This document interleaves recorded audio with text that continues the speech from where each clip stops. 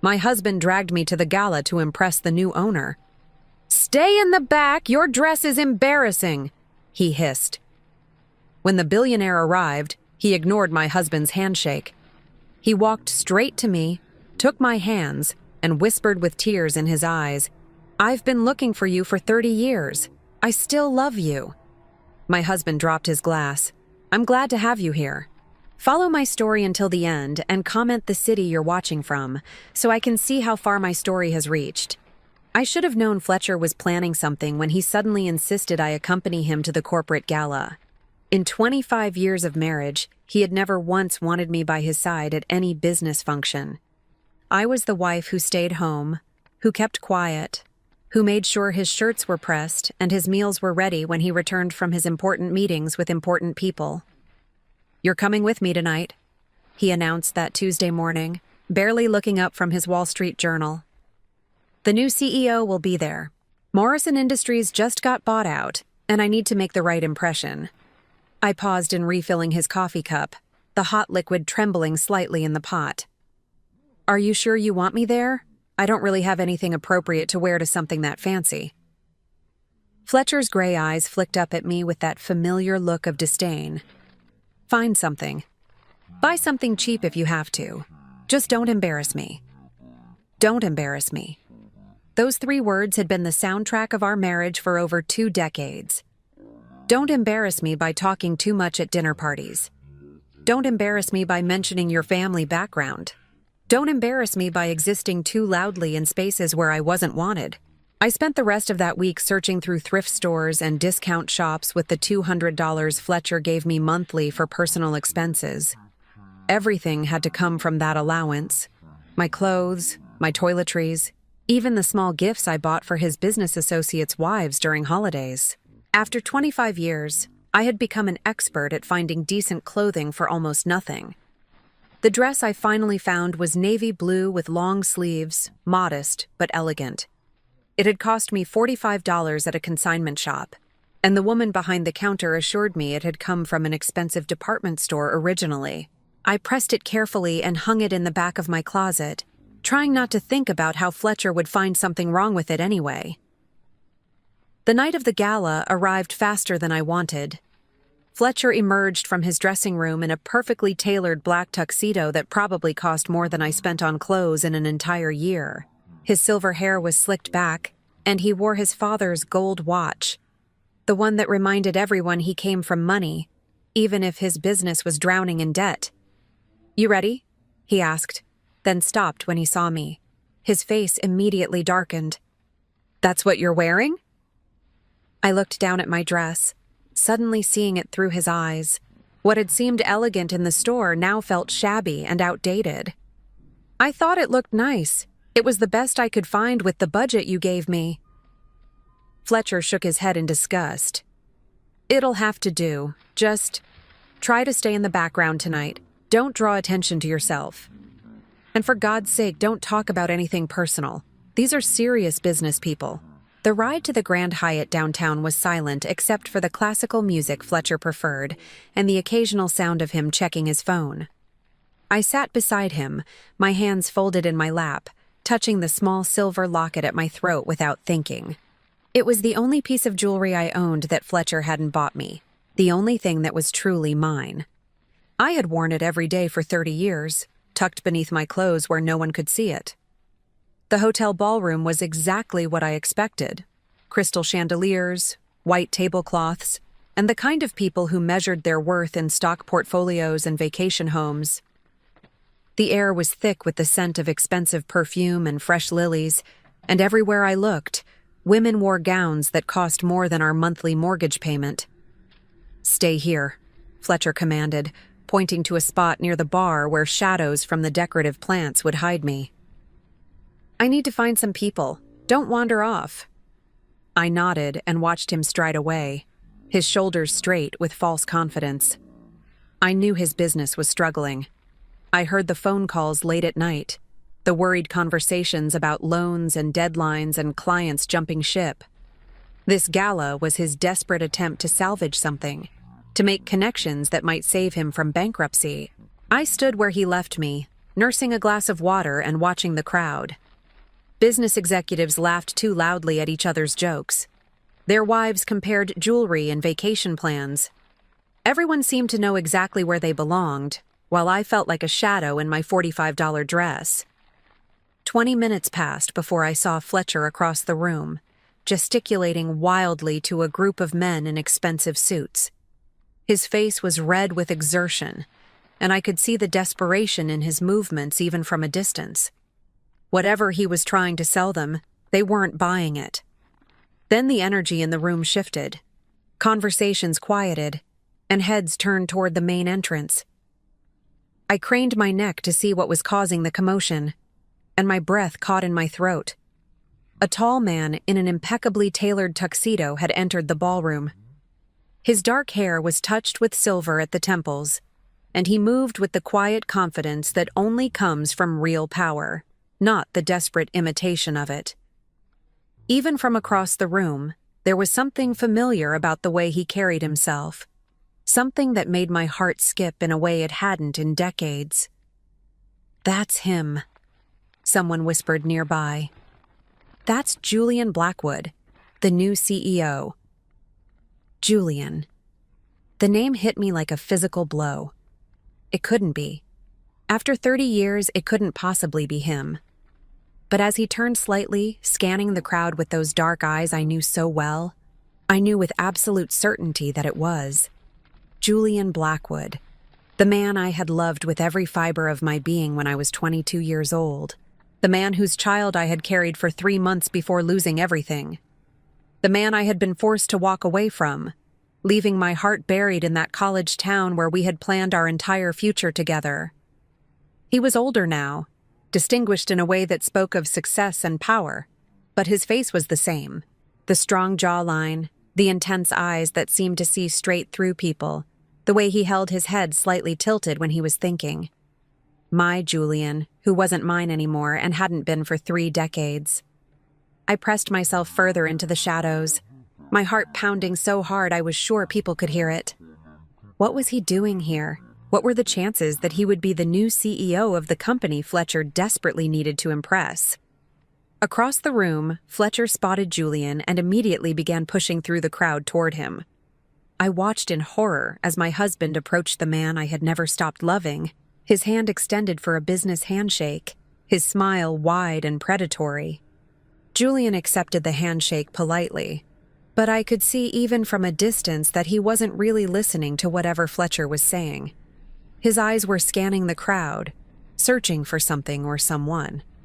And then, as if drawn by some invisible force, his gaze found mine. The world stopped.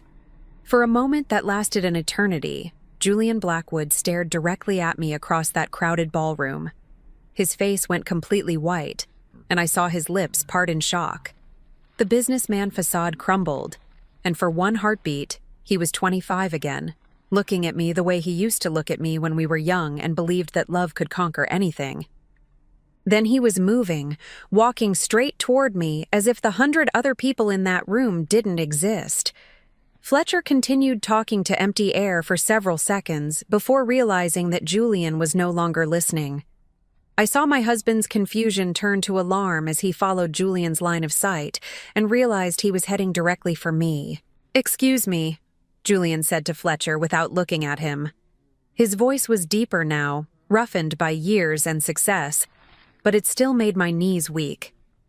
"I need to speak with your wife." Fletcher sputtered something about Julian making a mistake, about me being nobody important, but Julian wasn't listening. He walked straight to where I stood frozen in the shadows, stopped just close enough that I could smell his cologne. Something expensive and sophisticated, nothing like the aftershave he used to wear in college. "Maureen?" he said, and my name on his lips after 30 years made my eyes fill with tears I hadn't given myself permission to shed. "Julian," I whispered back, barely able to find my voice. Without hesitation, he reached out and took both my hands in his, the same way he used to do when we were young.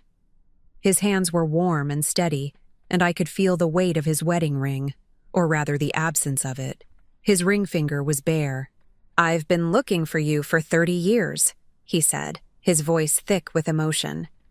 His dark eyes were bright with unshed tears, and when he spoke again, his words carried across the suddenly silent ballroom. "I still love you." The sound of Fletcher's champagne glass hitting the marble floor echoed like a gunshot through the stunned silence that followed. Julian's words hung in the air between us like a bridge I wasn't sure I was brave enough to cross. Around us, the gala had effectively stopped. Conversations died mid-sentence as the city's most powerful people stared at the scene unfolding before them. I could feel their curiosity burning into my skin, but all I could see was Julian's face, older and more weathered than the boy I had loved, but unmistakably him. "This is ridiculous." Fletcher's voice cut through the moment like a blade. He stepped between Julian and me, his face flushed with humiliation and rage. "Maureen, what the hell is going on here?" I opened my mouth to speak, but no words came. How could I explain 30 years of buried heartache in front of a room full of strangers? How could I tell my husband that he had never been anything more than a refuge from the pain of losing the only man I had ever truly loved? Julian's eyes never left my face. "Could we speak privately?" he asked, his voice gentle but carrying the unmistakable authority of someone accustomed to being obeyed. Fletcher laughed harshly. "Privately? She's my wife. Anything you have to say to her, you can say in front of me." "No," Julian said simply. "I can't." The weight of his gaze was almost unbearable. I could see the questions there, the hurt that time hadn't healed, the love that had somehow survived 3 decades of separation. But I could also see Fletcher's panic, the way his hands shook as he realized that his carefully planned evening was crumbling around him. "Julian," I finally managed to say, my voice barely above a whisper, "I can't. Not here. Not like this." He nodded slowly, understanding in a way that Fletcher never had. "Of course. But Maureen—" He reached into his jacket pocket and pulled out a business card, white with silver embossing. "Please, call me. We need to talk." I took the card with trembling fingers, our hands brushing for just a moment. The contact sent electricity through my entire body, a reminder of what it felt like to be touched with love instead of possession. "We're leaving," Fletcher announced loudly, grabbing my arm with enough force to bruise. "Now."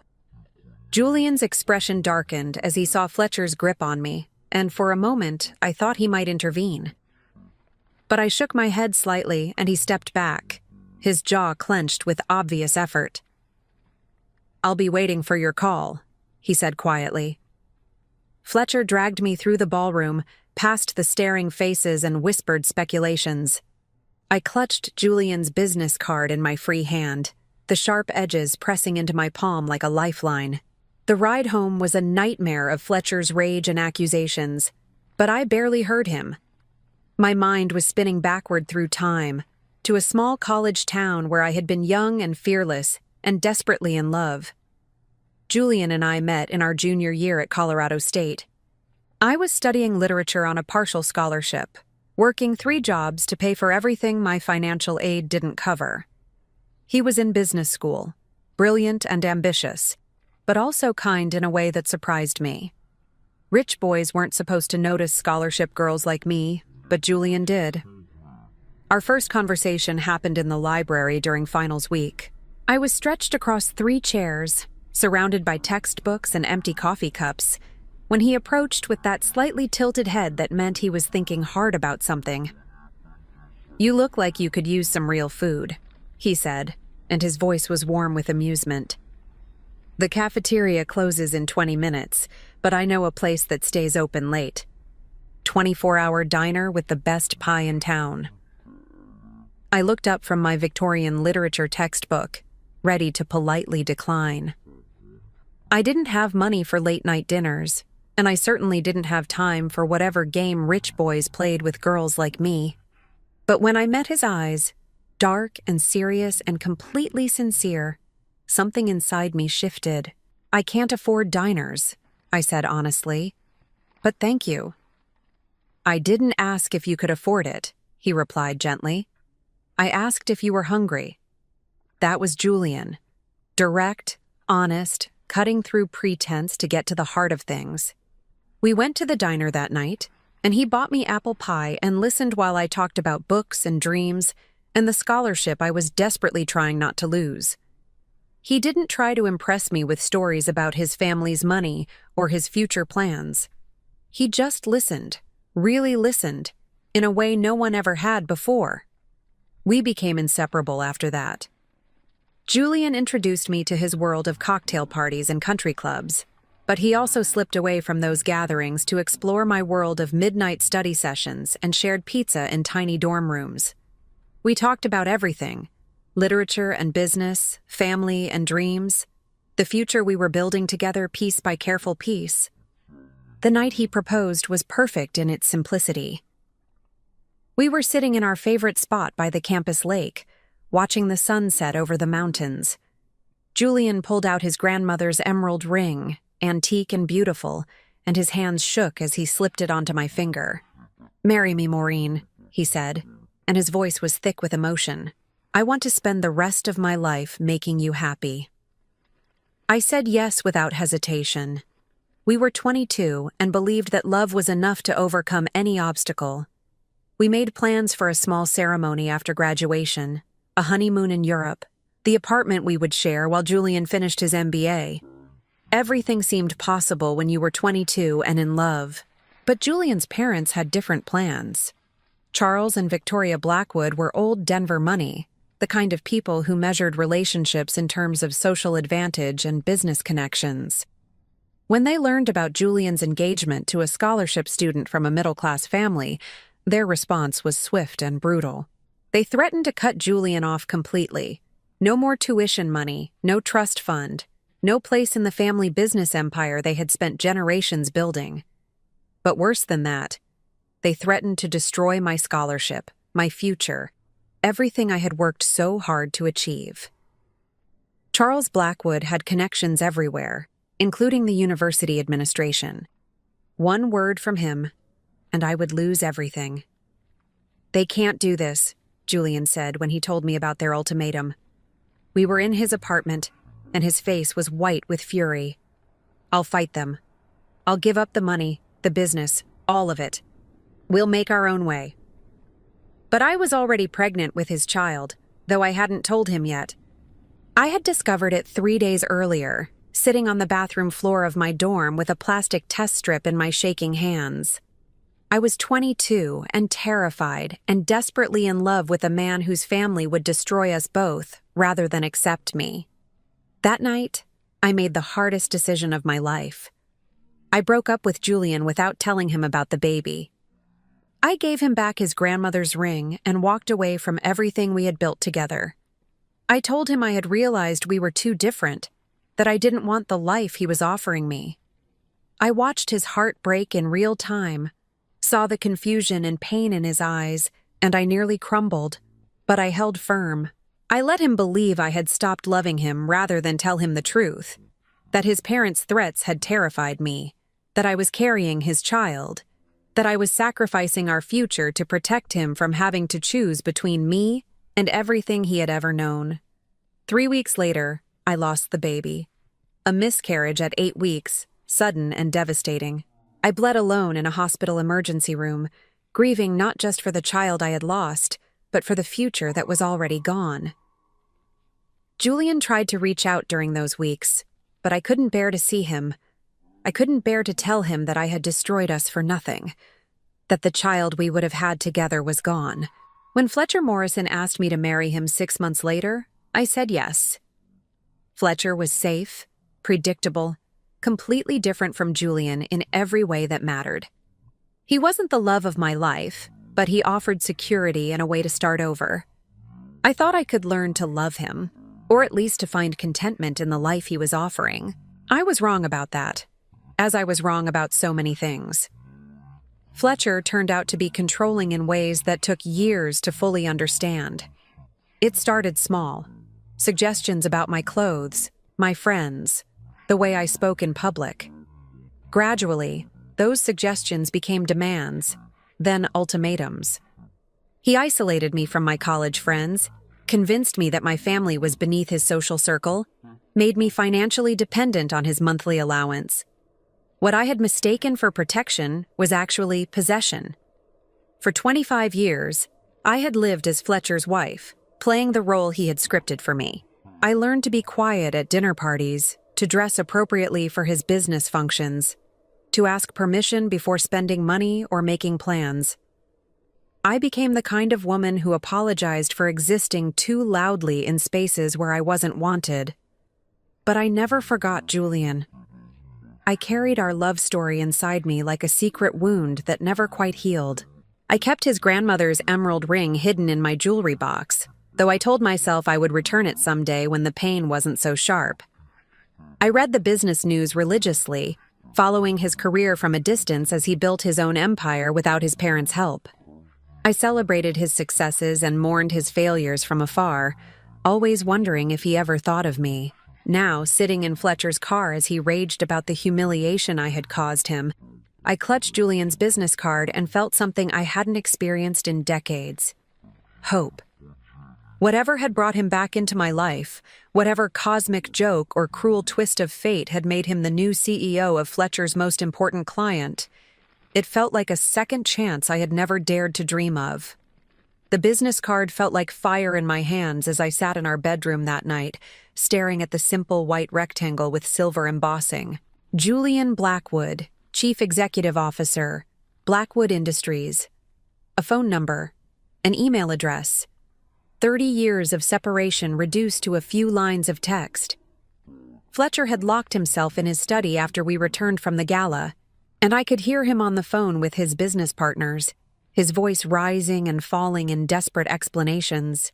The walls in our house were thick, but not thick enough to muffle his panic. Everything had been riding on tonight's meeting with the new CEO, and instead of securing a contract, he had watched his wife's past explode into his present like a bomb. I should have told him years ago. Should have mentioned, casually over breakfast or during one of our silent dinners, that I had once known someone named Julian Blackwood. But how do you explain that you married one man while still desperately in love with another? How do you admit that 25 years of marriage has been built on the foundation of a broken heart? I pulled out the small wooden jewelry box I kept hidden in the back of my closet, beneath winter sweaters Fletcher never noticed. My fingers found the familiar weight of the emerald ring Julian had given me when we were 22 and believed in forever. I had never returned it, though I told myself for years that I would find a way to get it back to him. The truth was simpler and more painful. It was the only piece of our love story I had been allowed to keep. The ring caught the lamplight, throwing tiny green reflections across my palm. Julian's grandmother's ring, passed down through 4 generations of Blackwood women. He had been so nervous when he proposed, his hands shaking as he slipped it onto my finger beside the campus lake where we used to study together on warm afternoons. "It's been waiting for the right woman," he had said that night, his dark eyes serious and full of love. "It's been waiting for you." I had worn it for exactly 3 months before everything fell apart. The memory of that afternoon in Charles Blackwood's office was still sharp enough to make my hands tremble. Julian's father had summoned me to the downtown Denver high-rise where Blackwood Industries was headquartered, and I had gone expecting to discuss wedding plans. Instead, I found myself sitting across from a man whose cold eyes and calculating smile made my skin crawl. "Miss Campbell," he had said, leaning back in his leather chair like a predator who had cornered his prey. "I understand my son has made you certain promises." I had lifted my chin, trying to project a confidence I didn't feel. At 22, I thought courage was enough to overcome anything. "Julian and I are engaged. We're planning to marry after graduation." Charles Blackwood laughed, a sound devoid of any warmth. "Are you? How interesting. Tell me, what do you imagine married life will be like? The country club memberships, the charity galas, the summers in the Hamptons? Do you think you'll fit into our world, Miss Campbell?" "I think love is more important than social status," I replied, though my voice had begun to waver. "Love." He repeated the word like it tasted bitter. Let me tell you about love, Miss Campbell. Love is a luxury that people in my family can't afford. Julian has responsibilities. To this company, to our family name, to the legacy that spans 4 generations. He will marry someone who can support those responsibilities, not someone who will drag them down. I started to argue, but he held up a hand for silence. You're on a partial academic scholarship, aren't you? Majoring in literature with a minor in education. Your father works in construction. Your mother is a secretary at an insurance company. Middle-class people, I'm sure they're very nice, but hardly the background we expect for a Blackwood daughter-in-law. Each word was precisely chosen to cut, and they found their mark. I felt my face burn with shame and anger, but Charles Blackwood wasn't finished. I've done my research, Miss Campbell. One phone call from me to the right people at Colorado State, and your scholarship disappears. Your grades are excellent, but there are plenty of excellent students who need financial aid. Without that scholarship, you'll have to drop out, won't you? All those dreams of becoming a teacher, of making something of yourself, gone. My mouth had gone dry. The scholarship was everything to me. Without it, I would have to leave school, probably forever.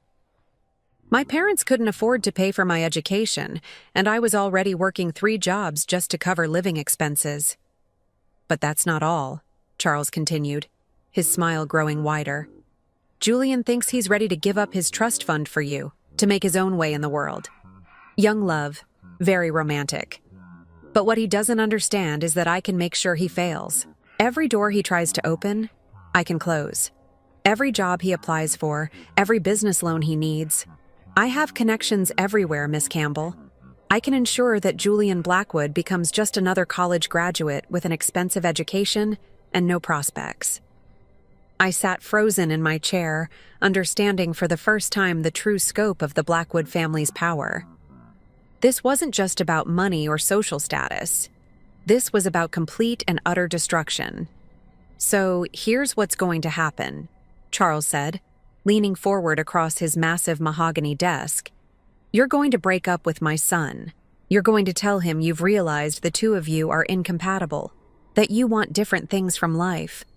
You're going to give him back his grandmother's ring and walk away. And in return, I'll make sure you graduate with your scholarship intact. I might even put in a good word for you with some local school districts when you're ready to start your teaching career. The offer was both generous and terrible in its cynical calculation. He was buying me off, but he was also offering me the only chance I had to finish my education and build a life for myself. And if I refuse, I asked, though I already knew the answer, then you'll both be destroyed. Julian will never forgive himself for ruining your future, and you'll never forgive yourself for ruining his. Either way, your relationship won't survive. This way, at least one of you gets to keep your dreams. I should have told Julian everything, should have run straight to him and confessed what his father had threatened. But I was 22 and terrified and carrying a secret I hadn't shared with anyone. I was pregnant with Julian's child. I had discovered it 3 days before that meeting with Charles Blackwood, sitting on the cold bathroom floor of my dorm room with a plastic pregnancy test in my shaking hands. 2 pink lines that changed everything. I had planned to tell Julian that weekend, had imagined his face lighting up with joy and wonder. We had talked about children, about the family we would build together someday. Someday had arrived sooner than we expected, but we loved each other enough to handle anything. Except Charles Blackwood's threats weren't directed just at us anymore. They were directed at our unborn child, at the future we were already creating together. If I refused his ultimatum, he would destroy Julian's career prospects, eliminate my education, and ensure that our baby would be born into poverty and struggle. I made the decision that haunts me still. I chose to sacrifice our love to protect our child's future. The breakup was the hardest thing I had ever done. I met Julian at our favorite coffee shop near campus, the one where we had spent countless hours studying together and planning our future. He was already there when I arrived, sitting at our usual table by the window, and his face lit up when he saw me the way it always did. "There's my beautiful fiancé," he said, standing to kiss me. How did the meeting with my father go? I hope he wasn't too intimidating. He can be a little intense when it comes to business. I couldn't look at him directly. Instead, I stared at the engagement ring on my left hand, the emerald catching the afternoon sunlight streaming through the window. We need to talk, Julian. Something in my tone must have warned him, because his smile faded immediately. What's wrong?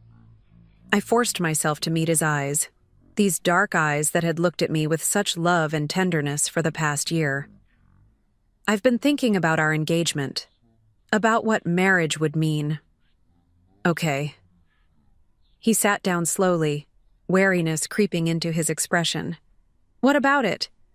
I don't think we're right for each other. The lie tasted like poison in my mouth. We want different things from life. Julian stared at me for a long moment, confusion and hurt warring across his face. What are you talking about? Maureen, we've planned everything together. We want the same things. No, we don't. I pulled the ring off my finger, the metal sliding easily over my knuckle. It had been loose lately, probably because I had been too nervous to eat much since discovering the pregnancy. I've realized that I'm not cut out for your world. The country clubs, the social expectations, the pressure to be someone I'm not. I want something simpler. Then we'll have something simpler, Julian said immediately, reaching across the table for my hands. Maureen, I don't care about any of that. We can live however you want to live. I pulled my hands away before his touch could weaken my resolve. It's not just about how we live. It's about who we are. You're going to inherit your family's business someday. You'll need a wife who can support that world, who understands it. I'm not that person. You're exactly that person, Julian insisted, his voice rising with desperation. You're intelligent, beautiful, kind. You're everything I want in a wife, in a partner. Maureen, where is this coming from? Last week you were excited about looking at apartments for next year. What changed? Everything, I wanted to say. Everything changed when your father showed me exactly what your family is capable of. When I realized that loving you isn't enough to protect the child growing inside me. Instead, I placed the emerald ring on the table between us, the small click of metal against wood sounding like a gunshot in the quiet coffee shop. I'm giving you back your ring. Julian stared at the ring as if it were a poisonous snake. No, Maureen, this is crazy. Whatever's wrong, we can fix it. We love each other. Love isn't always enough, I said quietly, hating myself for the truth in those words. It is for us, Julian said fiercely. It has to be. I stood up before I could lose my nerve entirely. I'm sorry, Julian. I truly am. But this is for the best. For the best? Julian shot to his feet, his chair scraping against the floor. How is breaking up for the best? Maureen, talk to me. Tell me what's really going on here. For one terrible moment, I almost did. Almost told him about his father's threats, about the pregnancy, about the impossible choice I was being forced to make. But Charles Blackwood's warning echoed in my mind. Julian would never forgive himself for ruining my future, and I would never forgive myself for ruining his. Goodbye, Julian, I whispered, and walked away from the only man I had ever loved. 3 weeks later, I lost the baby. I was alone when it happened, cramping and bleeding in my small dorm room on a rainy Thursday morning. By the time I made it to the campus health center, it was already over. 8 weeks of pregnancy ended as quickly and quietly as it had begun. These things happen sometimes, the doctor told me gently, often in the first trimester. It doesn't mean anything was wrong with you, or that you can't have healthy pregnancies in the future. But I knew the truth. I had sacrificed my relationship with Julian to protect a child who was already gone. I had destroyed our love for nothing. Julian tried to contact me during those weeks, leaving messages I didn't return, showing up at places he knew I would be. I avoided him with the skill of someone whose heart was too shattered to risk further breaking. Eventually, he stopped trying. Eventually, He graduated and moved away, and I never saw him again. Until tonight. 6 months after our breakup, Fletcher Morrison asked me to marry him. Fletcher was a business acquaintance of my father's, 12 years older than me, and nothing like Julian in any way. He was stable, predictable, completely safe. When I said yes, it wasn't because I loved him. It was because I was tired of being alone with my grief, tired of turning down Julian's grandmother's ring every night before bed. I thought I could learn to love Fletcher. I thought that safety and security might be enough to build a life on. I was wrong about that, as I had been wrong about so many things. Now, 25 years later, I sat in the bedroom of the house Fletcher had bought to showcase his success, holding Julian's business card and his grandmother's ring, and wondering if second chances were real or just cruel jokes the universe played on people who had already lost everything that mattered. Tomorrow, I would have to decide whether to call the number on that white card, whether to open a door I had closed 3 decades ago, when I was young and pregnant and terrified enough to believe that love wasn't worth fighting for. The question was whether I was brave enough now to discover what might have been different if I had chosen to fight instead of run. I spent 3 sleepless nights staring at Julian's business card before I found the courage to call. Each time I picked up the phone, Fletcher's voice echoed in my mind with all the reasons I shouldn't, all the ways this would destroy the carefully constructed life we had built together. But lying awake at 3 a.m, I realized that carefully constructed was just another way of saying completely hollow. On Thursday morning, Fletcher left early for a golf meeting with potential investors, desperate men like himself, trying to save sinking businesses with handshakes and false promises. I waited until I heard his car pull out of the driveway before I walked to the kitchen phone, my hands trembling as I dialed the number embossed in silver on that white card. Blackwood Industries, Mr. Blackwood's office, a professional female voice answered. This is? I paused, realizing I didn't know how to identify myself. I wasn't Julian's college girlfriend anymore. I wasn't his lost love. I was Fletcher Morrison's wife, calling a man who had declared his feelings for me in front of a ballroom full of Denver's most influential people. This is Maureen Morrison. Mr. Blackwood asked me to call. There was a brief silence, then the voice became noticeably warmer. Of course, Mrs. Morrison. Mr. Blackwood has been expecting your call. Can you hold for just one moment? The wait felt eternal. I gripped the phone so tightly my knuckles went white, listening to classical music that reminded me of the concerts Julian and I used to attend when we were students. He had introduced me to Mozart and Beethoven, sitting beside me in the university auditorium, and watching my face as I discovered the beauty of symphonies I had never had the opportunity to hear before. Maureen. His voice came through the line like a caress, the same way he used to say my name when we were alone together in his apartment, wrapped in each other's arms and talking about our future. Thank you for calling. I almost didn't, I admitted, surprising myself with my honesty. I'm not sure this is wise. Wise has nothing to do with it, Julian said softly. Some things are just necessary. Can you meet me for coffee? Somewhere we can talk without interruption? I understood his meaning. Somewhere Fletcher wouldn't find us, wouldn't cause another scene like the one at the gala. There's a small cafe on 16th Street, the Blue Moon. Do you know it? I'll find it. Can you be there in an hour? An hour. 60 minutes to decide whether I was brave enough to see him again, to sit across from him and hear whatever he needed to say. 60 minutes to choose between the life I knew and the possibility of something I had thought was lost forever. I'll be there, I said, and hung up before I could change my mind.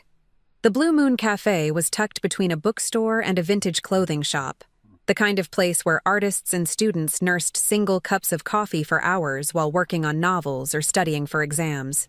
I had discovered it years ago during one of my rare solo outings, and I came here sometimes when Fletcher's control felt too suffocating, when I needed to remember that there was a world beyond our marble-floored house where people laughed freely and talked about ideas instead of stock portfolios. I arrived 15 minutes early and chose a table in the back corner, where shadows from the exposed brick walls would provide some privacy. The cafe smelled like roasted coffee beans and cinnamon pastries, and the low murmur of conversation created a cocoon of anonymity. I ordered a latte I didn't want and watched the door, my heart hammering against my ribs like a caged bird. Julian arrived exactly on time, scanning the room until his eyes found mine. He looked different in the daylight streaming through the cafe windows. Older, yes, but also more substantial somehow. The boy I had loved had grown into a man who commanded attention without demanding it, who wore authority like a well-tailored suit. But when he smiled at me, really smiled for the first time since that night at the gala, I saw traces of the 22-year-old who had proposed to me beside a campus lake. "You look beautiful," he said as he sat down across from me, and I felt heat rise in my cheeks.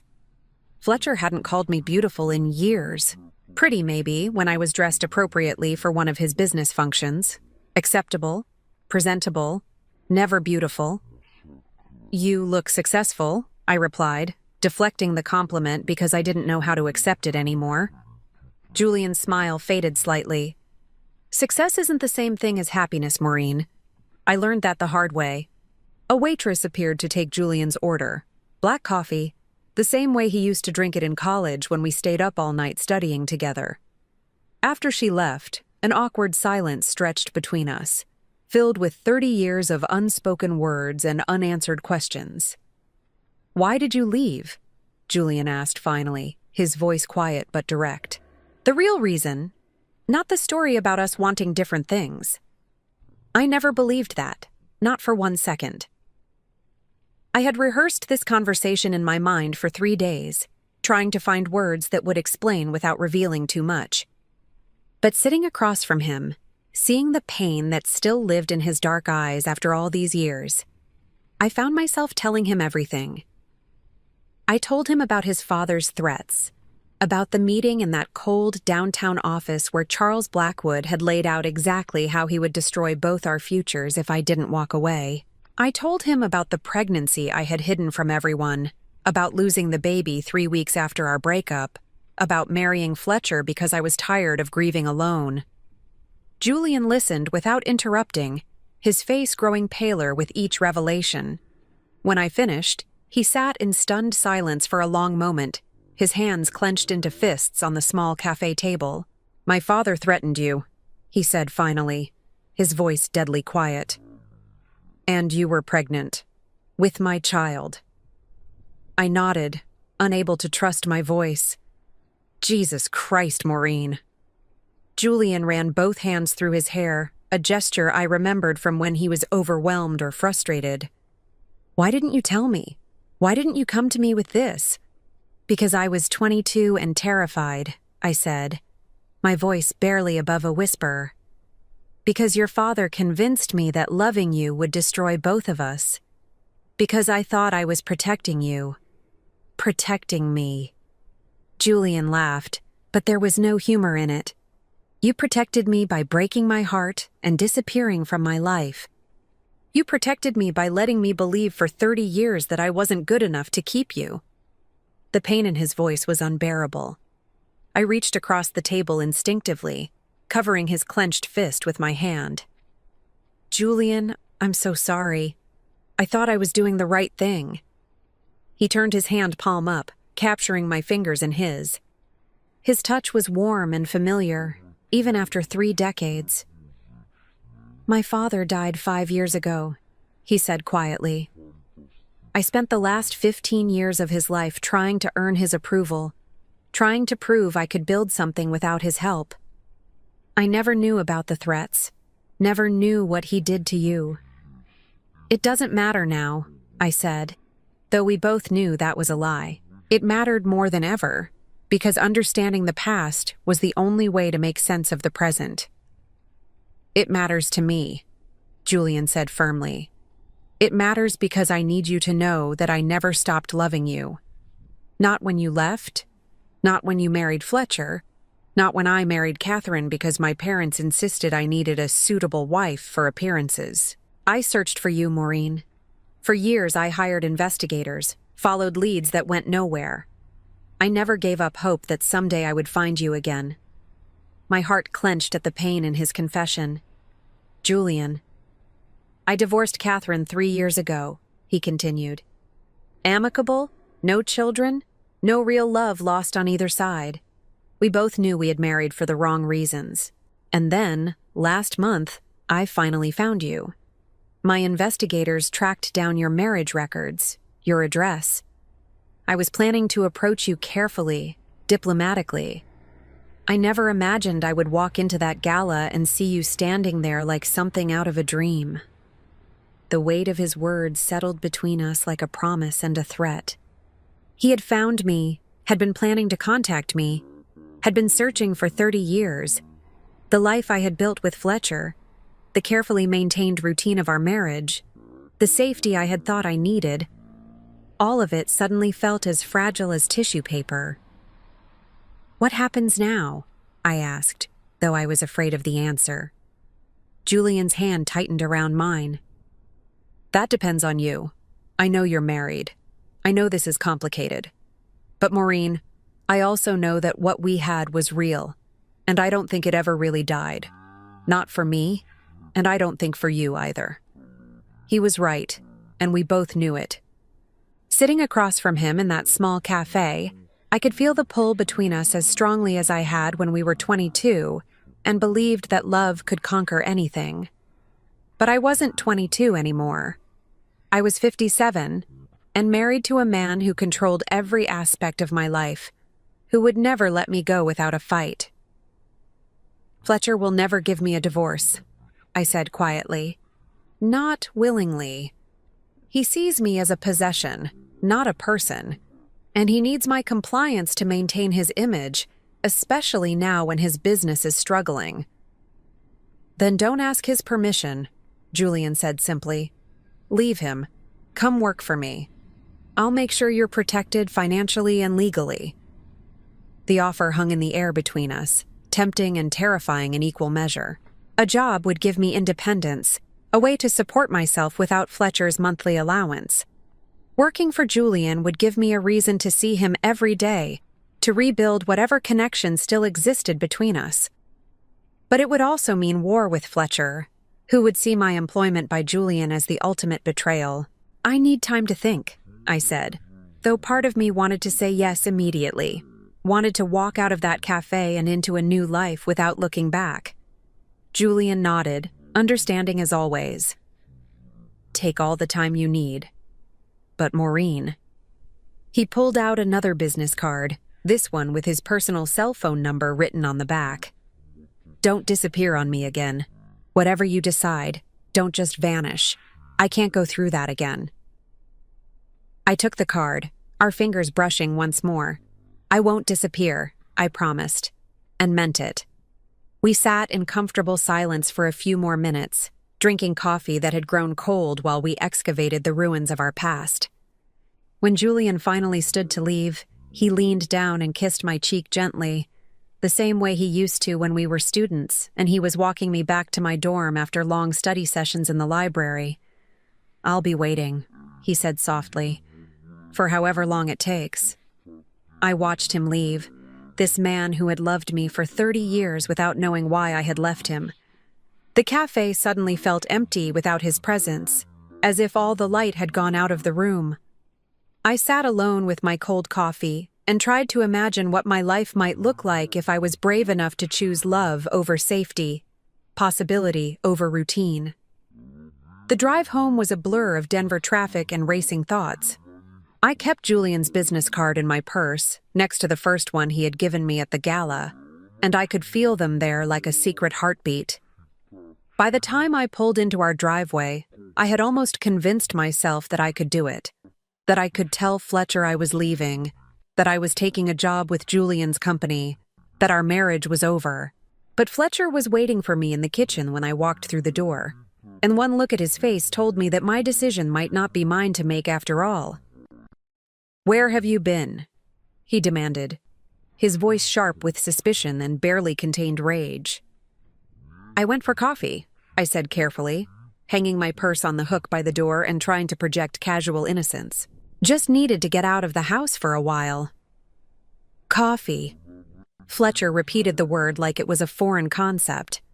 For 3 hours. I had been gone longer than I realized. Time moved differently when you were excavating 30 years of buried feelings, trying to make sense of choices that had shaped your entire adult life. I ran some errands afterward, I lied smoothly. Groceries, dry cleaning, the usual things. Fletcher stepped closer, his gray eyes scanning my face for signs of deception. Groceries, he said. Then where are they? My stomach dropped. I had been so consumed with thoughts of Julian, so overwhelmed by our conversation, that I had driven straight home without stopping anywhere. I forgot to pick them up. I was distracted, thinking about other things. What other things? Fletcher's voice was dangerously quiet now, the tone he used when he was trying to control his temper in public. What could possibly be so important that you forgot to do the one thing you told me you were going out to do? I could see the trap closing around me, could feel Fletcher's suspicion crystallizing into something more dangerous. He had always been jealous, possessive, but the encounter with Julian at the gala had triggered something primal in him. He knew he was losing control, and a man like Fletcher would do anything to maintain his grip on what he considered his property. Nothing important, I said quietly, hating myself for the familiar capitulation. I'm sorry. I'll go back out and get the groceries now. No. Fletcher grabbed my arm, his fingers digging into my flesh hard enough to leave bruises. You're not going anywhere. Not today, not tomorrow, not until I figure out what the hell is going on with you and Julian Blackwood. For a moment, we stared at each other in the marble-floored kitchen of the house Fletcher had bought to showcase his success.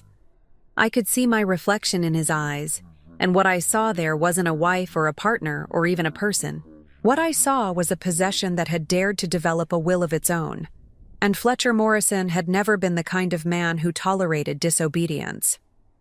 That's when I knew, with crystal clarity, that choosing Julian wasn't just about love or second chances or healing old wounds. It was about survival. Because staying with Fletcher would slowly kill every part of me that was still alive, and I had already given him 25 years of my life. Fletcher's grip on my arm tightened until I winced, and I saw something flicker across his face. Satisfaction at my pain. It was a look I had seen before, though I had always told myself I was imagining it. Fletcher Morrison took pleasure in my discomfort, in my compliance, in the small ways he could demonstrate his power over me. Let go of me, I said quietly, testing the waters of rebellion for the first time in 25 years. Or what? Fletcher's smile was cold, predatory. You'll call your boyfriend? You'll run to Julian Blackwood and tell him how mean your husband is being? The mockery in his voice was designed to make me feel foolish, childish, as if my feelings were nothing more than a ridiculous fantasy. It was a technique he had perfected over the years: dismiss, diminish, and control. But something had shifted in me since sitting across from Julian in that cafe, since learning the truth about why our love had been destroyed. Let go of me, I repeated, my voice stronger this time. Fletcher studied my face for a long moment, then released my arm with enough force to make me stumble backward. You think you're in love, he said, his voice dripping with disdain. 57 years old and acting like a teenager with her first crush. It's pathetic, Maureen. Truly pathetic. I rubbed the red marks his fingers had left on my arm, marks that would be purple bruises by tomorrow. What's pathetic is a man who has to hurt his wife to feel powerful. The words came out before I could stop them, and I saw Fletcher's face go white with rage. In 25 years of marriage, I had never spoken to him like that, had never challenged his authority so directly. We both knew something fundamental had changed between us, and there would be no going back to the careful dance of dominance and submission that had defined our relationship. You want to know about pathetic? Fletcher said, his voice low and dangerous. Let me tell you about pathetic. Julian Blackwood spent 30 years looking for you. 30 years of private investigators and false leads and desperate searches. And do you know what's really pathetic? I've known where you were the entire time. The words hit me like a physical blow. What? Fletcher laughed, a sound devoid of any warmth or humor. You heard me. I knew Julian was looking for you. I knew about the investigators, the inquiries, the background checks. I made sure every trail went cold, every lead went nowhere. I protected you from him, Maureen. I kept him away from our marriage, from our life. I stared at my husband, this man I had lived with for a quarter of a century, and realized I didn't know him at all. You? You knew he was searching for me? Of course I knew. Julian Blackwood isn't exactly subtle about anything he does. Money talks, sweetheart, and his investigators weren't particularly discreet about their inquiries. Fletcher straightened his tie, a gesture that usually signaled his return to civilized behavior, but his eyes remained cold and calculating. The first inquiry came about 6 months after we were married. Some private detective calling around, asking questions about you. It didn't take much to figure out who was behind it. My legs felt weak, and I gripped the edge of the kitchen counter for support. You never told me. Why would I tell you? So you could go running back to your college boyfriend? So you could destroy our marriage for some romantic fantasy? Fletcher shook his head dismissively. I protected our relationship, Maureen. I protected you from making a terrible mistake. You protected yourself, I said, understanding flooding through me like ice water. You knew that if Julian found me, if he told me the truth about why we broke up, I would leave you. Fletcher's smile was sharp as a blade. And would you have? If Julian had shown up at our door 10 years ago, 20 years ago, would you have left me for him? The honest answer was yes, and we both knew it. Even in the depths of my unhappiness with Fletcher, even during the years when our marriage felt like a prison sentence I was serving for crimes I didn't remember committing, I would have left him for Julian without hesitation. Fletcher had known that, had counted on my ignorance to keep me trapped. How? I asked, my voice barely above a whisper. How did you stop the investigators? Money, mostly. Bribes, false information, dead ends. It's amazing what people will do for the right price. Fletcher poured himself a glass of scotch from the bottle he kept on the kitchen counter, his movements casual and unconcerned, as if we were discussing the weather instead of 30 years of systematic manipulation. I had connections too, Maureen. Business associates who owed me favors, who could make problems disappear for the right consideration. I thought about Julian sitting across from me in that cafe, telling me how he had searched for years, how he had never given up hope of finding me. All those years of investigation, of following leads that went nowhere, of hiring detective after detective who fed him false information because my husband was paying them to lie. You destroyed his life too, I realized with growing horror. You didn't just keep him away from me. You tortured him for 30 years, making him believe I didn't want to be found. I saved his life, Fletcher corrected coldly. Julian Blackwood was obsessed with you, Maureen. Completely obsessed. If I hadn't intervened, he would have wasted his entire future chasing after a woman who had already moved on, already chosen a different path. I never chose you, I said, the truth spilling out like poison from an old wound. I settled for you. I married you because I was broken and alone and thought I didn't deserve better. But I never chose you, Fletcher. Not really. For the first time in our conversation, Fletcher looked genuinely hurt. Not angry or calculating or controlling, but actually wounded by my words. 25 years of marriage, he said quietly. 25 years of providing for you, protecting you, giving you everything you could possibly need. And this is what I get in return? Contempt? You call it providing, I said, my voice growing stronger with each word. I call it buying compliance.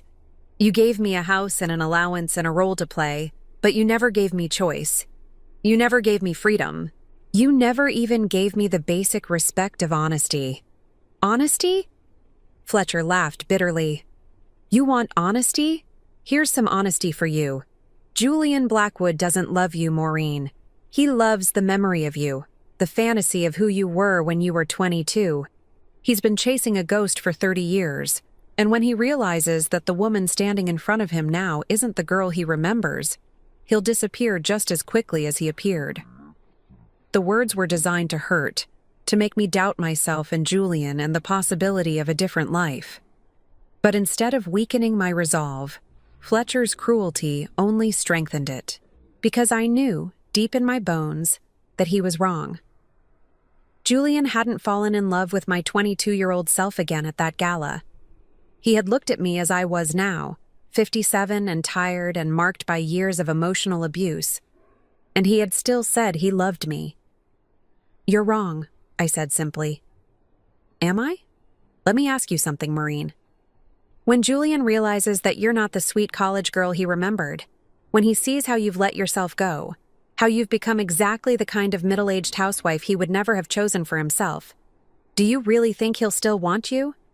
I looked at my husband, this man who had spent 25 years systematically destroying my self-confidence, and I felt something snap inside me like a taut wire finally breaking under too much pressure. You know what, Fletcher? I don't care if Julian wants me or not. I don't care if he changes his mind tomorrow and decides you're right about everything, because at least he gave me a choice. At least he offered me the chance to decide for myself what I wanted, instead of manipulating and controlling me into compliance. I pulled Julian's business cards out of my purse, both of them, and set them on the kitchen counter between us like a declaration of war. Julian offered me a job, financial independence, the chance to build a life that belongs to me, not to some man who thinks he owns me. Fletcher's face went very still. You're not taking that job. Yes, I am. No, Maureen, you're not. Fletcher's voice dropped to the dangerous quiet tone he used when he was about to make threats. Because if you try to leave me, if you try to go work for Julian Blackwood or anyone else, I will destroy you financially. I will make sure you get nothing in any divorce settlement. I will tie you up in court for years until you're too old and too poor to start over. There it was. The truth about our marriage laid bare. Not love, not partnership, not even affection. Just ownership and control, backed by the threat of economic destruction. Fletcher had never loved me. He had collected me, the same way he collected expensive art and vintage wines, as a symbol of his success and good taste. You can try, I said, surprised by how calm my voice sounded. But Julian has more money and better lawyers than you'll ever have. And unlike you, he doesn't need to destroy people to feel powerful. The mention of Julian's superior resources hit Fletcher like a physical blow. His face flushed red, and I could see the vein in his temple throbbing with suppressed rage. Fletcher Morrison hated being reminded that he was nouveau riche, that his money and status were recent acquisitions built on leveraged debt and desperate schemes. Julian represented everything Fletcher aspired to be but never could. Old money, real power, success that didn't depend on crushing other people. Get out of my house, he said finally, his voice shaking with barely controlled fury. Gladly, I replied, and headed for the stairs to pack my things. You'll be back, Fletcher called after me, loud enough that his voice echoed off the marble floors and cold walls of the house that had never felt like home. When you realize that Julian doesn't want a 57-year-old housewife, when you figure out that you can't survive in the real world without someone taking care of you, you'll come crawling back. And maybe, if you ask nicely enough, I'll consider taking you back. I paused on the staircase and looked down at my husband of 25 years. This man who had systematically isolated me from everyone I loved, who had spent 3 decades lying to me about Julian's attempts to find me, who honestly believed that I was too weak and too damaged to exist without his control. No, Fletcher, I said quietly. I won't be back. Because whatever happens with Julian, whatever happens with the job or the future or any of it, I finally understand something important. I would rather be alone for the rest of my life than spend one more day with someone who sees me as a possession instead of a person. As I climbed the stairs to pack my clothes, I could hear Fletcher behind me, already on the phone with someone, his voice rising and falling in angry explanation. Probably calling his lawyer or his business manager or one of the other men who helped him maintain the illusion of success and respectability. But for the first time in 25 years, I wasn't listening to Fletcher Morrison's voice with fear or anxiety or the need to please. I was listening to it the way you listen to background noise, something irrelevant that would soon fade away entirely. I had a phone call to make, a job to accept, and a life to reclaim. And it was starting right now. I called Julian from my car in the parking lot of a hotel downtown, my hands still shaking from the confrontation with Fletcher. The sun was setting over the Denver skyline, painting the mountains in shades of gold and purple that reminded me of the evenings Julian and I used to spend studying together on the university campus, when the future seemed limitless and love felt strong enough to overcome any obstacle. "Maureen?" Julian answered on the first ring, as if he had been waiting by the phone. "Are you all right? You sound upset." "I'm leaving him," I said without preamble, my voice steadier than I felt. "Fletcher, I'm leaving him tonight, and I want to accept your job offer." There was a moment of silence, then Julian's voice came through warm and sure. "Where are you?" "The Marriott downtown. I couldn't think of anywhere else to go." "Stay there. I'll be right over." 20 minutes later, I watched through the hotel lobby windows as Julian's black BMW pulled up to the valet stand. He emerged wearing jeans and a simple gray sweater, looking more like the college boy I had fallen in love with than the powerful CEO who commanded boardrooms and million-dollar deals. When he spotted me sitting in one of the lobby's leather chairs, his face lit up with a mixture of relief and something deeper: hope. "Are you hurt?" he asked, sitting down beside me and immediately noticing the bruises on my arm where Fletcher had grabbed me. His jaw tightened with controlled anger. "Did he put his hands on you?" "Nothing I can't handle," I said, though we both knew that wasn't really true. Fletcher's abuse had been psychological for so long that the physical component felt like a natural escalation, not a shocking departure from his usual behavior. Julian reached out carefully, gently touching the purple marks on my forearm. "No one should ever put their hands on you in anger, Maureen. No one." The tenderness in his voice, the careful way he examined the bruises as if they were wounds he could heal through sheer force of will, made tears spring to my eyes. I had forgotten what it felt like to be treated with genuine concern, to have someone care about my pain instead of dismissing it as weakness or melodrama. "Tell me what happened," Julian said quietly. So I did. I told him about Fletcher's revelation that he had known about Julian's search for 30 years, about the systematic sabotage of every investigation, about the threats and manipulation that had kept us apart. Julian listened with growing incredulity and rage, his hands clenched into fists as the full scope of Fletcher's deception became clear. 30 years, he said finally, his voice rough with emotion. 30 years of wondering if you ever thought about me, if you ever regretted leaving. 30 years of believing that maybe I hadn't fought hard enough for you, that maybe you really had stopped loving me. "I never stopped loving you," I said, the words tumbling out before I could stop them.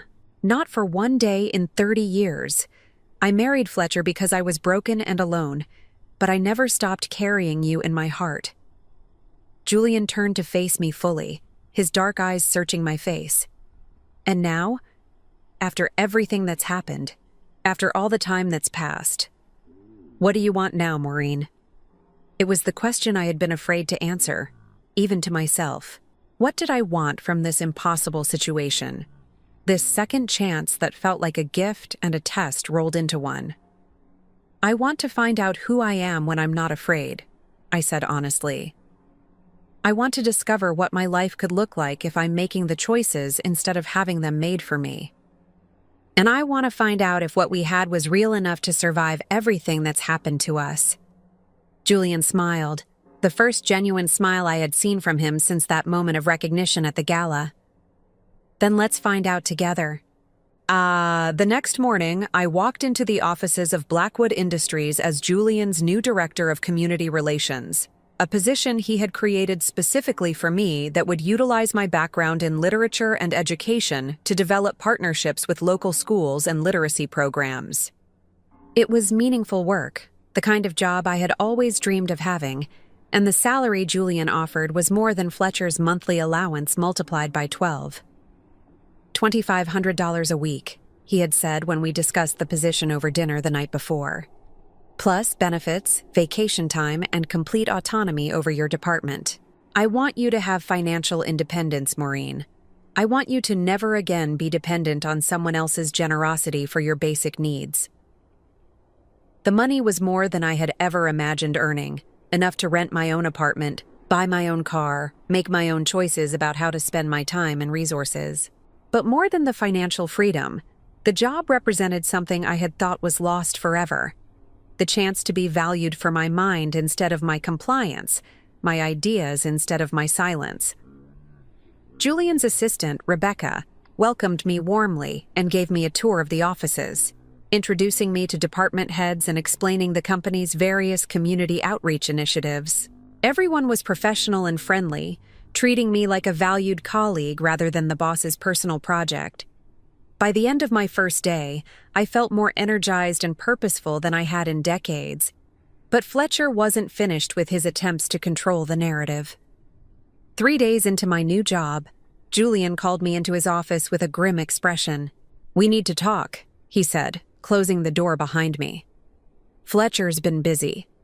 He handed me a legal document, thick with official seals and threatening language. Fletcher was suing me for alienation of affection, claiming that Julian had deliberately interfered with our marriage and seeking financial damages for the destruction of our relationship. It was an archaic legal concept, rarely used in modern divorce proceedings, but Fletcher had found lawyers willing to pursue it. He's also filed for an injunction to freeze any joint assets until the divorce is finalized, Julian continued. "Bank accounts, credit cards, even the car you've been driving. He's trying to cut off your access to everything." I sank into the chair across from Julian's desk, feeling the familiar weight of Fletcher's manipulation settling over me like a suffocating blanket.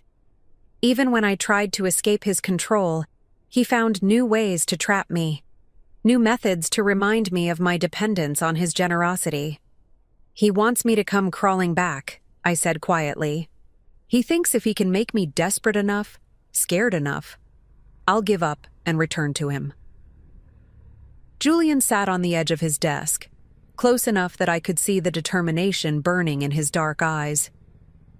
"Then he doesn't know you very well. But Maureen, there's something else. Something that might change the entire situation."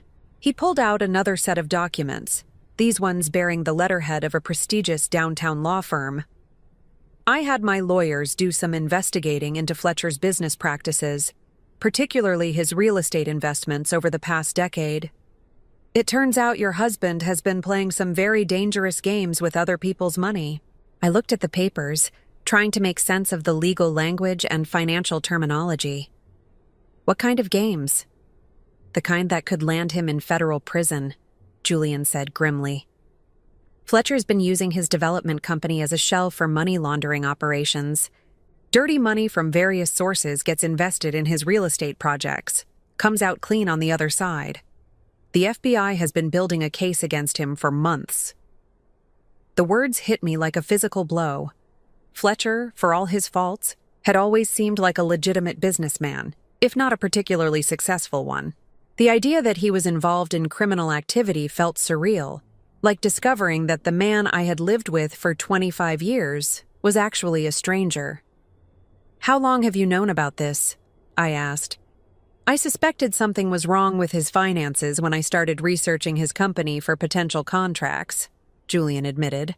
"The numbers didn't add up. The funding sources were questionable. But I didn't have proof until my lawyer started digging deeper." I stared at the documents, understanding the implications of what Julian was telling me. If Fletcher was arrested for money laundering, His assets would be frozen, his business would be shut down, and any claims he had against me in the divorce would become irrelevant.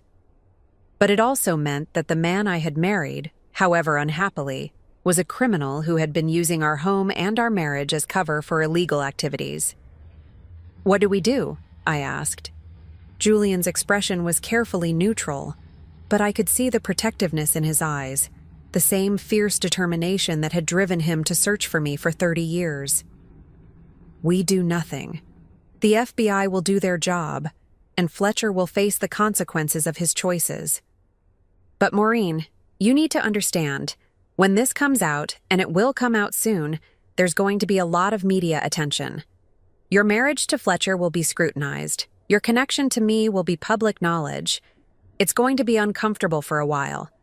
I thought about the house I had shared with Fletcher, the marble floors and expensive furniture that had apparently been purchased with laundered money. I thought about the charity galas we had attended, the business associates we had entertained, all of it part of Fletcher's elaborate facade of respectability. How much of our life together had been built on lies I never knew were being told? "I don't care about the media attention," I said finally. "I care about doing the right thing. And the right thing is letting the truth come out, whatever that means for Fletcher or for me." Julian nodded, something like pride flickering across his face. The woman I fell in love with 30 years ago would have said exactly the same thing. 2 weeks later, Fletcher Morrison was arrested at his office on charges of money laundering, fraud, and tax evasion. The local news media covered the story extensively, focusing on the dramatic fall of a prominent Denver businessman and the millions of dollars in illegal transactions that had funded his real estate empire. Our divorce proceedings became a footnote to the larger criminal case, with Fletcher's lawyers too busy trying to keep him out of federal prison to pursue harassment lawsuits against me. I watched the news coverage from Julian's penthouse apartment, where I had been staying since leaving the hotel. It felt surreal to see Fletcher in handcuffs, being led away from the office building where he had conducted business for decades. This man who had controlled every aspect of my life for 25 years looked small and frightened on television, no longer the intimidating figure who had dominated our marriage. "How do you feel?" Julian asked, sitting beside me on the sofa as the news anchor moved on to other stories. "Free," I said, surprising myself with the honesty of the answer. "For the first time in decades, I feel completely free." Julian reached over and took my hand, our fingers interlacing naturally. "Free to do what?" I looked at this man who had loved me for 30 years, who had given me a job and financial independence, and the chance to discover who I was when I wasn't afraid. I thought about the emerald ring hidden in my purse, the symbol of promises we had made when we were young, and believed that love could conquer anything. Maybe it could. "Free to find out if it's possible to fall in love with the same person twice," I said softly. Julian's smile was answer enough. 8 months later, I stood in front of the mirror in the bridal suite at the Four Seasons, adjusting the simple ivory dress I had chosen for my second wedding. It was nothing like the elaborate gown I had worn when I married Fletcher. No train, no veil, no desperate attempt to convince myself that expensive fabric could transform a marriage of convenience into a love story. This dress was elegant in its simplicity, perfect for a woman who had finally learned the difference between settling and choosing. "You look beautiful, sweetheart," said Margaret, Julian's assistant who had become my closest friend over the past months. She was fastening a string of pearls around my neck, something borrowed from her own jewelry collection, continuing a tradition I had never properly observed the first time around. The pearls caught the afternoon sunlight streaming through the suite's windows, and for a moment I was transported back to my college days, when Julian and I used to spend lazy Sunday mornings in his apartment, reading the newspaper and planning our future together. We had been so young then, so certain that love was the only ingredient necessary for a happy ending. Now, at 58, I understood that love was just the beginning, the foundation upon which you built trust, respect, partnership, and the 1,000 small choices that created a life worth sharing. "Are you nervous?" Margaret asked, stepping back to admire her handiwork. Excited, I corrected, and realized it was true. When I married Fletcher 30 years ago, I had been numb with grief and desperate for security. Today, I was marrying Julian because I chose to, because I wanted to spend whatever years I had left with the man who had loved me faithfully through 3 decades of separation. A soft knock on the door interrupted my thoughts. "Come in," I called, expecting to see the wedding coordinator or perhaps Julian's sister Catherine, who had flown in from Boston for the ceremony. Instead, Julian himself stepped into the room, looking devastatingly handsome in his charcoal gray suit.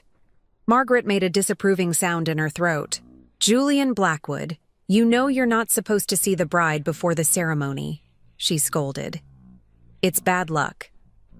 Julian's eyes never left my face as he smiled at Margaret's protest. "After 30 years of bad luck, I think Maureen and I are due for some good fortune. Besides, I have something that belongs to her." He reached into his jacket pocket and pulled out a small velvet box, the same one I remembered from our engagement 31 years ago. When he opened it, his grandmother's emerald ring caught the light exactly the way it had beside that campus lake, when we were young and believed that promises made with tears of joy were unbreakable. "I believe this is yours," Julian said softly, taking my left hand in his. "It's been waiting for you to come home." I had given him back the ring in that coffee shop 3 decades ago, thinking I was protecting both our futures by walking away. Now, as he slipped it onto my finger where it belonged, I understood that some promises were stronger than the forces that tried to break them. Some love was patient enough to wait 30 years for a second chance. "It still fits," I whispered, watching the emerald catch the afternoon light. "Some things are meant to be," Julian replied, lifting my hand to kiss the ring gently. Margaret dabbed at her eyes with a tissue, muttering about hormonal responses to romantic gestures, but she was smiling as she ushered Julian toward the door. "Out," she commanded. "The bride needs 5 more minutes, and you need to get to the altar before your guests start wondering if you've changed your mind." Julian paused in the doorway, looking back at me with the same expression he had worn at the gala 8 months ago. Wonder mixed with gratitude, as if he still couldn't quite believe I was real. "I'll be the one waiting at the end of the aisle," he said quietly.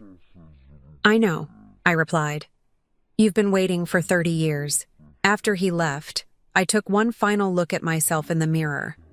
The woman staring back at me looked older than the 22-year-old bride who had married Fletcher, but she also looked stronger, more certain, more genuinely happy than I had ever seen her before. This wasn't a woman settling for security or running from grief. This was a woman who had fought her way back to love and was brave enough to claim it. The ceremony took place in the hotel's garden, overlooking the mountains that had served as the backdrop for Julian's and my college romance. 50 guests sat in white chairs arranged between rose bushes and flowering trees, friends and colleagues who had welcomed me into Julian's world with warmth and genuine affection. It was everything Fletcher's and my wedding hadn't been: intimate, joyful, focused on celebration rather than status. As I walked down the petal-strewn path, I saw Julian waiting for me at the altar, his face radiant with happiness. Beside him stood his best man David, his college roommate who had helped him search for me during those early years after our breakup. I had met David the previous month and learned that Julian had talked about me constantly during their university days, that even after our separation, Julian had kept hoping I would change my mind and come back to him. "He never stopped believing that you were meant for each other," David had told me over dinner. "Even when he married Catherine, even during the divorce, he always said that if he could find you again, he would spend the rest of his life making up for lost time." Now, as I reached the altar and Julian took my hands in his, I could see that promise reflected in his eyes. We had lost 30 years to other people's manipulations and our own youthful fears, but we had the rest of our lives to create new memories, to build the partnership we had dreamed of when we were students with more hope than money. The ceremony was brief and deeply personal. Instead of generic vows, Julian and I had written our own words, promises that acknowledged the pain of our separation and the miracle of our reunion. When Julian spoke about loving me through 30 years of absence, about never giving up hope that we would find our way back to each other, there wasn't a dry eye among our guests. "I promise to never let fear make decisions for us again," I said when it was my turn to speak. "I promise to trust that love is worth fighting for, worth choosing every day, worth believing in even when it seems impossible." When the minister pronounced us husband and wife, Julian kissed me with 30 years of pent-up longing and gratitude. The garden erupted in applause and joyful laughter, but all I could hear was my own heartbeat and Julian's whispered "finally" against my lips. The reception was held in the hotel's ballroom, the same space where Fletcher and I had attended countless business functions over the years, pretending to be a happy couple while maintaining the careful emotional distance that had defined our marriage. Tonight, that ballroom was transformed into something magical. Candlelit tables, soft jazz music, and the kind of genuine celebration that happens when people gather to witness real love. During our first dance, Julian and I swayed to the same song we had danced to at our senior prom 31 years ago. "The Way You Look Tonight," with its promise of enduring love and timeless beauty, felt prophetic now in a way it hadn't then. "Any regrets?" Julian asked as we moved together, his arms strong and certain around me. "Only one," I said, smiling up at him. "I regret that we lost 30 years, but I don't regret the path that led us back to each other. Without everything we've been through, I might not appreciate how precious this is." Julian spun me gently, and I caught a glimpse of our guests watching us with the kind of satisfaction that comes from witnessing a long-overdue happy ending. Margaret was dancing with David, tears of joy still visible on her cheeks. Catherine, Julian's sister, was deep in conversation with several of my new colleagues from Blackwood Industries, all of them treating me like family, rather than the boss's new wife. After the formal dances ended, Julian and I stepped onto the hotel's terrace for a few moments of quiet together. The Denver skyline sparkled below us, and in the distance, the mountains stood silhouetted against the star-filled sky. It was the same view I had admired during my college years, when Julian and I used to drive into the foothills to study and dream about our future together. "Do you remember what we used to say about those mountains?" Julian asked, following my gaze. I smiled at the memory. That they had been there for millions of years, and they would be there for millions more. That some things were permanent, even when everything else felt temporary. "Like us," Julian said simply. "Like this." He pulled out his phone and showed me a photograph he had taken during the ceremony. The moment when I walked down the aisle toward him, my face glowing with happiness and certainty. In the background, the mountains rose majestically, eternal witnesses to our second chance at love. "I want to remember this moment exactly as it is," Julian said. "I want to remember how it feels to finally have everything I've ever wanted." As we stood together on that terrace, surrounded by the celebration of our love and the promise of our shared future, I thought about Fletcher serving his sentence in federal prison, about the house I had shared with him now empty and awaiting sale by government assets recovery. I felt no vindictive satisfaction at his downfall, only a quiet gratitude that his lies and manipulations were no longer my burden to carry. I thought about Charles Blackwood, Julian's father, who had died 5 years earlier, still believing that he had successfully separated his son from an unsuitable woman. He had never lived to see Julian and me reunited, had never been forced to confront the failure of his cruel machinations. Perhaps that was justice enough. Most of all, I thought about the woman I had been 8 months ago, trapped, controlled, convinced that safety was more important than happiness. She felt like a stranger now, someone I remembered with compassion but no longer recognized as myself. The woman I had become was stronger, braver, more willing to fight for what mattered. She was someone I was proud to be. "What are you thinking about?" Julian asked, noticing my contemplative expression. "The future," I said honestly. "Our future."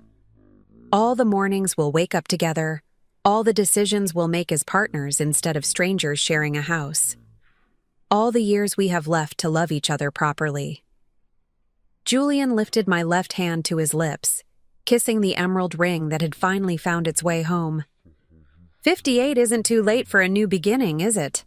I looked at my husband, my true husband, the man I had chosen with my whole heart instead of accepting out of necessity, and felt the last vestiges of fear and doubt fall away like autumn leaves. 58 is exactly the right time, I said. We're finally old enough to know what love actually means, and young enough to enjoy it for a very long time. As we rejoined our reception, dancing and laughing with the people who had become our chosen family, I realized that some stories don't end with the first, I do. Sometimes they begin there, with second chances and hard-won wisdom, and the understanding that real love is worth waiting for, worth fighting for, worth choosing again and again until you get it right. Julian and I had gotten it right at last, and we had the rest of our lives to celebrate that miracle. Now I'm curious about you who listened to my story. What would you do if you were in my place? Have you ever been through something similar?